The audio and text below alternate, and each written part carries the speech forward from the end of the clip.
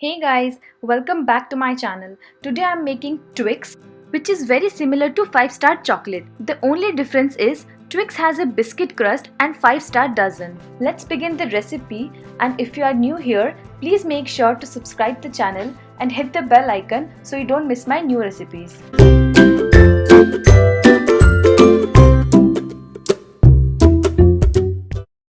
Let's make the biscuit crust first. I'm taking half cup of soft butter. In that, I'm adding half cup of powdered sugar.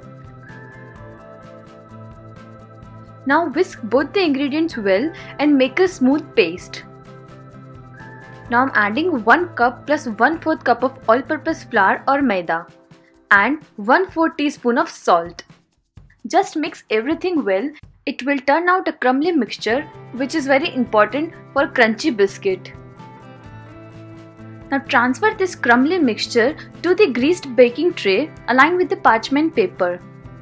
I'm flattening it using the same spatula.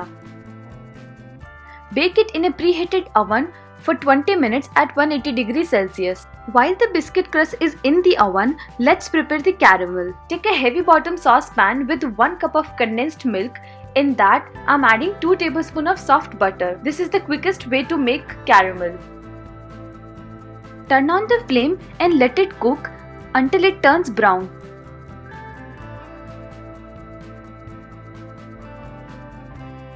My biscuit crust is ready and my caramel is also looking good. So I'm turning off the flame and now I'm pouring this hot caramel over the biscuit crust. The reason of pouring hot caramel is biscuit crust can absorb the caramel, so when you eat it, you can taste the caramel in each bite. Equally spread the caramel and let it rest for 1 hour in the fridge. It has been an hour now. I'm going to unmold this. As you can see, we have a crispy base. Now I'm going to cut it into rectangular bars.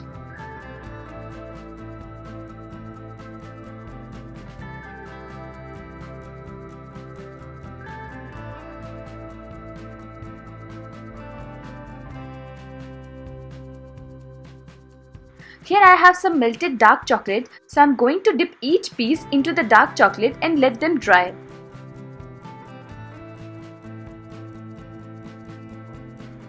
Twix is ready to enjoy now. If you have any doubt about the recipe, do let me know in the comment section. If you like the recipe, don't forget to comment below. Thank you for watching. See you next time.